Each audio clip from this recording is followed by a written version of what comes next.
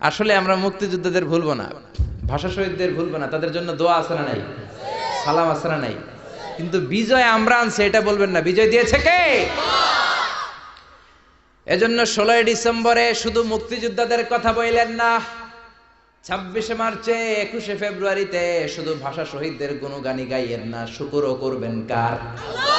বলবেন এক সাগরে রক্তের বিনিময়ে বাংলার স্বাধীনতা দিলেন যিনি, আল্লাহ তোমাকে ভুলবো না, আল্লাহ তোমাকে ভুলবো না। ঠিক কি না? কারণ বিজয় আপনি আনেন নাই, কিচ্ছু ছিল না বাঙালিদের। পাকিস্তানিরা এমন অস্ত্র শস্ত্রে সজ্জিত ছিল, ওই পাকিস্তানিদেরকে হারানোর জন্য আমাদের হাতে কোনো অস্ত্রই ছিল না। আমাদের জিনিস ছিল একটা, সেটা হলো আল্লাহর সাহায্য। জোরে কোন ঠিক কিনা?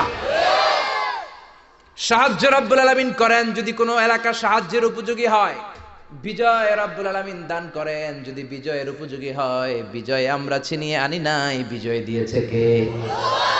এজন্য 16 ডিসেম্বরে মুক্তিযোদ্ধাদের জন্য দোয়ার পাশাপাশি শুকর করবেন কার? আরো জোরে কার? কারণ আমাদের এই মুক্তিযুদ্ধ এটা ইসলামের নামে এসেছে, এটা আল্লাহর নামে এসেছে। জোরে কোন ঠিক কিনা? বঙ্গবন্ধু যখন মুক্তিযুদ্ধের ডাক দিয়েছেন, উনি বলেছিলেন রক্ত যখন দিয়েছি আরো দেব, এদেশের মানুষকে মুক্ত করে ছাড়বো ইনশাআল্লাহ। আসলে নাই? তাহলে মুক্তিযুদ্ধ হয়েছে কার নামে? আরো জোরে বলেন কার নামে? এই জন্য বিজয় দিবসের প্রশংসা কার? আরো জোরে বলেন কার?